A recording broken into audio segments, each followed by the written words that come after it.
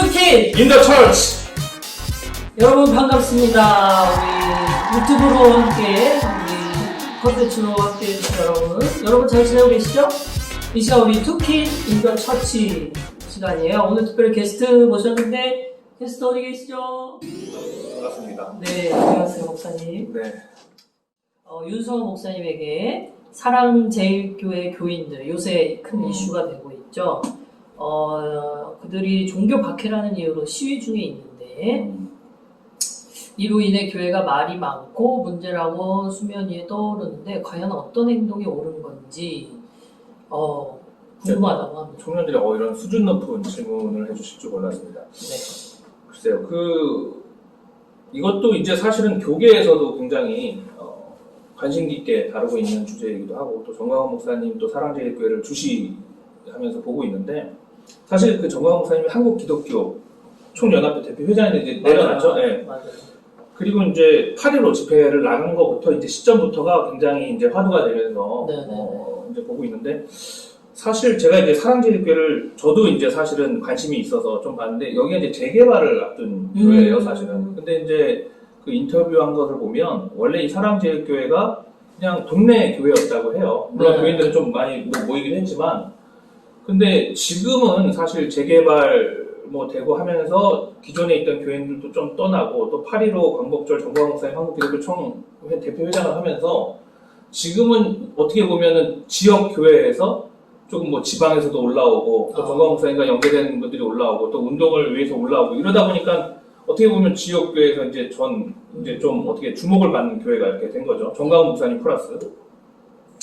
그래서 이제 영향력 있는 교회와 목사님이 되었다는데, 사실 이게 해야 된다 말아야 된다 어떻게 뭔가 옳은가 이 판단하기는 참 어렵습니다. 그래서 사실은 이게 이제 3년이고 5년이 지나면 모든 것은 역사가 지난 다음에 판단한다고 그러잖아요. 네. 그러니까 조금 시간이 지나면 이게 정말 옳은 것이고 객관적으로 어떤 지표가 나오겠죠. 근데 다만 이제 제가 좀 말씀을 드리면, 사실 우리가 그리스도인이 된다고 하는 것은 정말 나라와 민족을 사랑할 수밖에 없거든요. 그러니까 우리가 1919년에 3.1운동 기미독립선언서를 할 때도 33명 대표 중에도 맞아. 제가 보니까 16명이 기독교인이었어요. 15명이 천도교인, 2명이 불교인이었고, 그러니까 거의 반 정도가 기독교인 정도로 정말 나라와 민족 사랑하는 마음으로 앞장서는 사람들이 기독교인이었다는 거죠. 그럼 그런 의미에서는 이분들이 그냥 나라와 민족을 사랑하는 마음으로 참여하고 이렇게 할 수도 있다는 거죠. 다만 여기서 중요한 것은 정말 정광훈 목사님의 행보와 사랑제일교회 교인들의 그런 행동과 모습들 안에서 정말 순수했던 신앙의 선배들의 나라와 민족을 사랑하는 그 마음이 얼마나 많은가라는 거죠.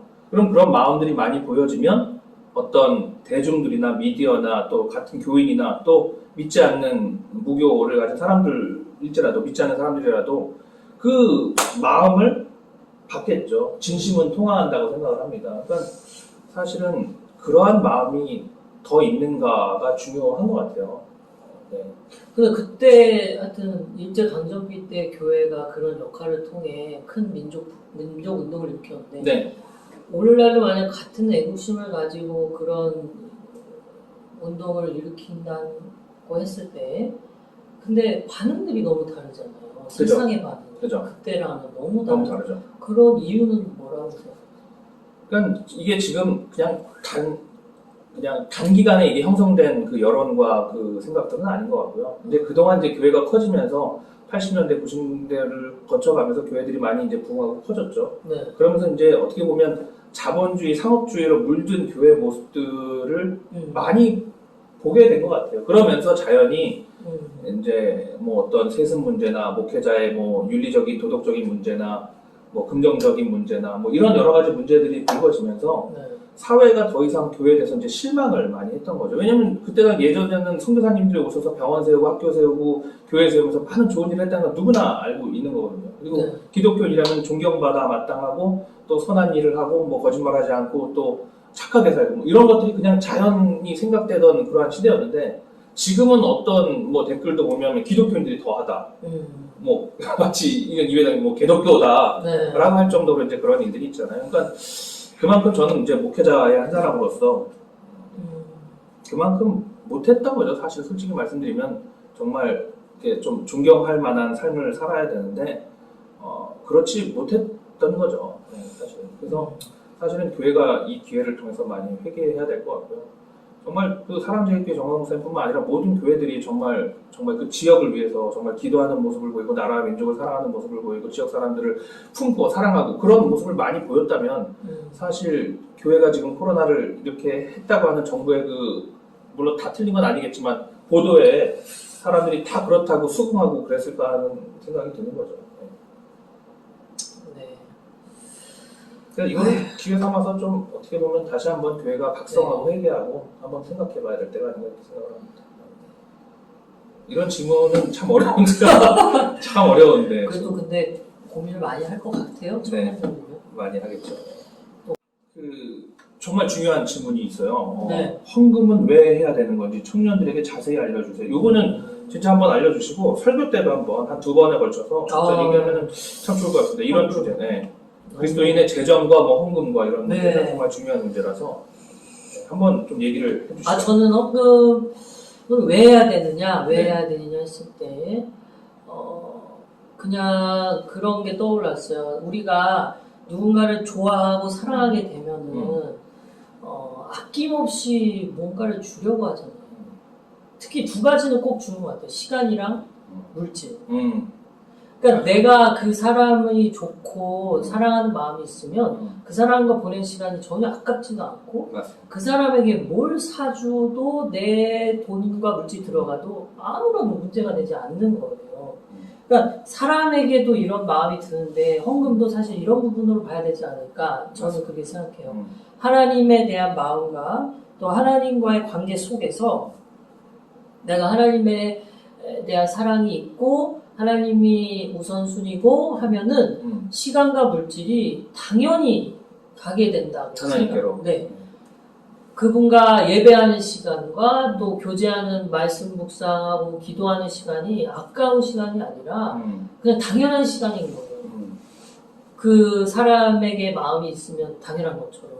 그래서 헌금도 사실 액수가 중요하고 뭐 이런 거 다 떠나서 사실 이런 질문이 드는 이유 중에 가장 많은 경우가 액수 때문이지 않을까라는 생각도 있어요.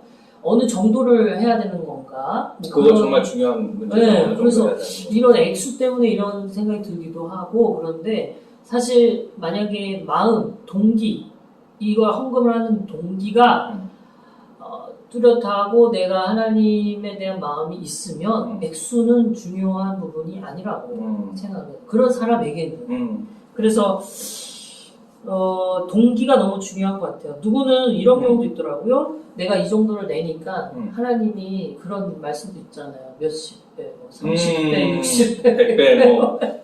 그래서 이거를 냈으니 몇 배로 하여튼 주시겠지라는 마음 갖고 하는 경우. 그러면 안 되잖아요. 그래서 제가 그런 거에도 안 하는 게 낫다고 저는 생각하고 또 그리고 그런 경우도 있더라고요. 교회에 바친다는 생각. 이거를 내 돈을 줘가지고 교회가 어떻게 쓸지 모르는데 왜 내 돈을 줘야 돼? 약간 또 그런 마음을 가지고 그러니까 저는 이런 동기로 만약에 헌금을 하게 된다면 차라리 안 하는 게 네. 그 11조 같은 건 그러니까 사실은 이게 우리 거라기보다는 하나님이 다 주신 것에서 우리가 이제 하나님께 드리는 건데 사실은 이게 하나님 거잖아요. 어떻게 보면 그러니까 내 걸 하나님께 드리는 게 아니라 하나님 걸 하나님께 드린다고 생각하는 게 더 편하고 그렇죠. 아예 11조를 떼놓는다고 했을 때 내 돈에 뭐 100만 원에서 10만 원을 띄어서 드리는 게 문제가 아니라 그냥 10만 원 하나님 거다 생각하고 그냥 아예 이렇게 밀어넣는 거죠. 그러니까 그런 인정이 근데 잘 안 되나 봐요.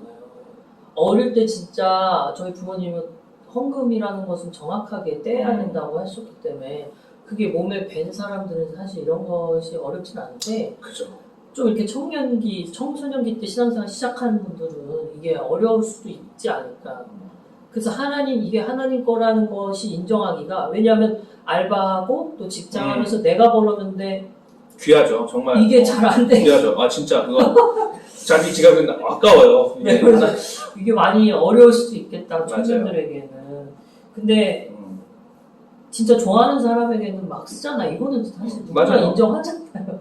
그래서 그런 마음과 동기가 중요하지 않을까. 그래서 사실 헌금이 교회에 바치는 게 아니라 하나님께 드린다는 생각. 이거는 그냥 교회가 뭐 교회에 바쳐버려서 내 돈을 어떻게 쓰냐 이런 여부의 차원의 그런 것도 있어요. 그러니까 네. 내가 이게 교회에다 바치는데 교회는 이걸 갖고 투명하게 안 쓰고 뭐 이상하게 그렇죠. 쓰고 뭐 이런 경우도 있잖아요. 근데 사실은 그거는 교회가 쓴다기보다는 그냥 하나님 거를 하나님께 드리면 맞아요. 하나님이 쓰시는 거예요, 사실. 그러니까 맞아요. 교회가 뭘 쓰는 거는 상관이 없는 거예요. 교회는 이렇게 쓰더라도 하나님은 결국에 그걸 받으시고 하나님이 쓰시고자 하는 거는 더 다른 큰 뜻이 있는 거죠. 그러니까 네. 그렇게 생각하는 게 더 좋습니다, 진짜로. 그런 마음이 있어야 하나님이 더 기뻐하시고. 예수님도 하나님과 직접적으로 비교한 게 하나밖에 없잖아요. 돈과 하나님. 맞아요. 누구도 하나님과 비교할 수가 없는데 돈은 비교하시면서 둘 중에 하나만 섬겨야지 둘 다 섬기는 건 불가능하다라는 말씀도 좋은 하신 말씀. 것처럼 우리의 마음이 가장 중요하지 않을까. 그래서 저는 그래요. 너 어떻게 헌금 생각할까요? 실제적으로는 어떻게 하십니까? 저는 그 진짜로. 헌금을 그 11조 주일헌금. 음. 주일헌금은 사실 제가 어릴 때는 용돈에서 이제 많지 않으니 1,000원 정도 했어요. 어릴 때, 초등학교 때. 근데 이게 점점 갈수록 좀 1,000원은 너무 아닌 것 같은데. 네. 이렇게 좀 올라가는데 5,000원, 고등학교 때인가? 5,000원 정도 하나. 이런 매주 드리는 주일헌금하고요. 요새는 10,000원 정도 하는데 11조는 그냥 한 달에 월 수입이 나오면 그 나온 그날 그 주간에 그냥 모아뒀다가 나중에 뭐 연말에는 이렇게 다 쓰고 한 게 아니고 쓰기 전에 그냥 떼요 11조. 아니 근데 그거 좋은 것 같아. 진짜 그게 왜냐면 써버려요. 그러니까 진짜 그냥 받자마자 아예 그냥 떼놓고 그냥 이렇게 네네네. 그런 습관이 그냥 있어요. 이건 내게 아니라는 생각으로 그냥 드리고 그리고 나서 뭐 그런 것을 사실 계속 기억하면 저만 힘들죠. 드린 만큼 뭐 오는 게 아니라 그건 진짜 너무 힘든 것 같아요. 그런 동기면은 안 하는 게. 그렇죠. 저는 그렇게 합니다. 쓰기 전에. 정말 좋은 얘기예요. 네. 요거는 진짜 한번 나중에 헌금 또 중요한 내용이기 때문에 네. 한번 알겠습니다. 좋은 질문을 주셔서 감사합니다.